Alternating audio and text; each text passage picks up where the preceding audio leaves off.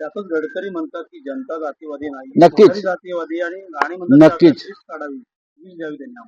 नितीन गडकरी यांनी जे सांगितलेलं आहे त्यात तथ्य आहे. जनतेला धर्मांध आणि जातीवादी बनवण्याचा एक लॅबोरेटरी भारतीय जनता पक्षाने उघडली. अजिबात जनता या राज्याची जातीयवादी नाही,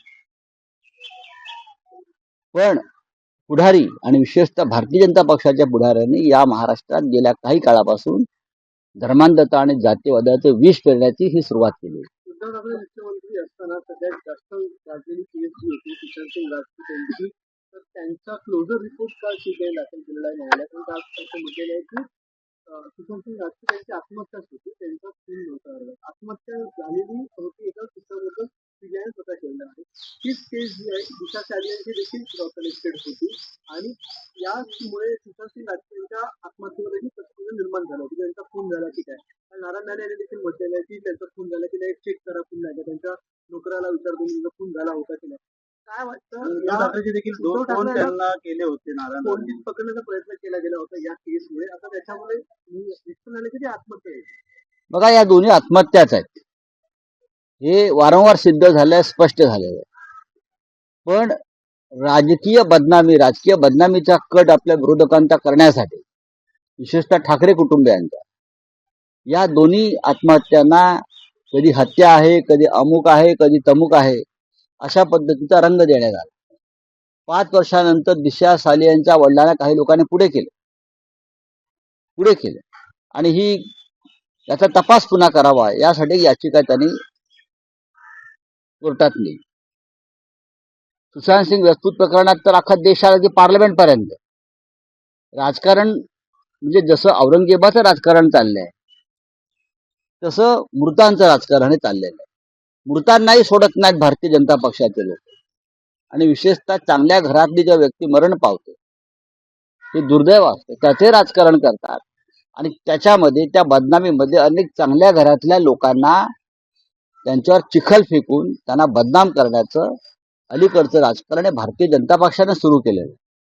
अनेक प्रकरणात सगळ्यांना आता त्रास होतोय, सगळ्यांना त्रास झालेला आहे, पण भारतीय जनता पक्षाचा हेतू काही सफल होत नाही. आमच्यासारखे लोक, ठाकरे परिवारासारखे लोक, अनिल परमांसारखे लोक ठामपणे खंबीरपणे लढत उभे आहेत. त्यामुळे त्यांनी पुन्हा एकदा 2 संभाषणं सांगितली, 2 कॉल केले होते उद्धव ठाकरे यांनी आणि ते कॉल मध्ये संभाषण देखील झाले की आदित्य ठाकरेंचं नाव पत्रकार परिषदेमध्ये घेत जाऊ नका, तसंच काही नाव टाळायचा प्रयत्न करा. 2 वेळा उद्धव ठाकरेंनी माझं या विषयावरती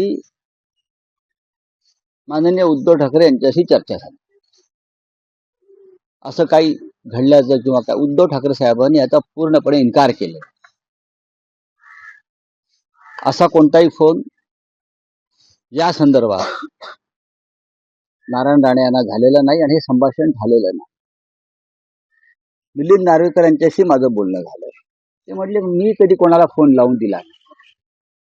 आता जी यातले प्रमुख व्यक्ती आहेत, नारायण राणे ज्यांचा उल्लेख करतात, त्यांनी सांगितलेलं आहे की अशा प्रकारचे कोणतेही संभाषण झाल्याचं मला दिसत नाही, झालेलंच नाही. किंवा नारायण राणे हे कशाच्या आधारावरती अशा प्रकारची वक्तव्य करतायत इतक्या वर्षानंतर, ते समजून घेणं गरजेचं आहे. काय त्यांची प्रकृती बरी नाहीये का, तर त्यांच्यावरती थोडंसं पाहावं लागेल, कारण 70 पार केली आहे आणि आम्हाला त्यांच्या प्रकृतीची चिंता वाटते.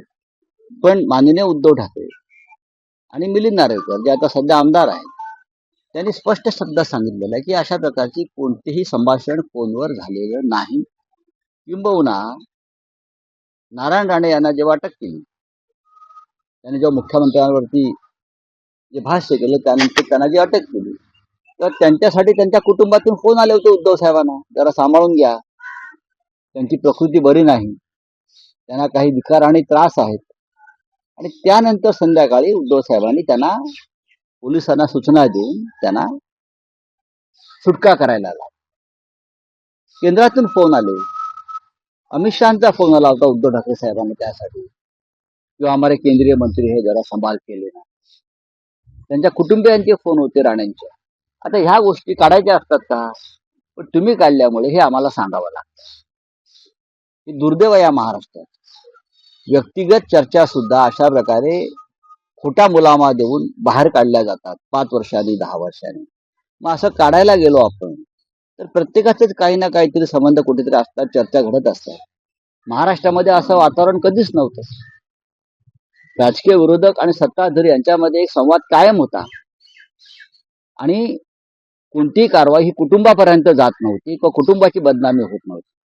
दुर्दैवानं गेल्या 10 वर्षामध्ये नरेंद्र मोदी अमित शहाचं राज्य आल्यापासून संपूर्ण देशामध्ये हे अशा प्रकारचं घाणेरडं दळभद्री राजकारण सुरू झालंय.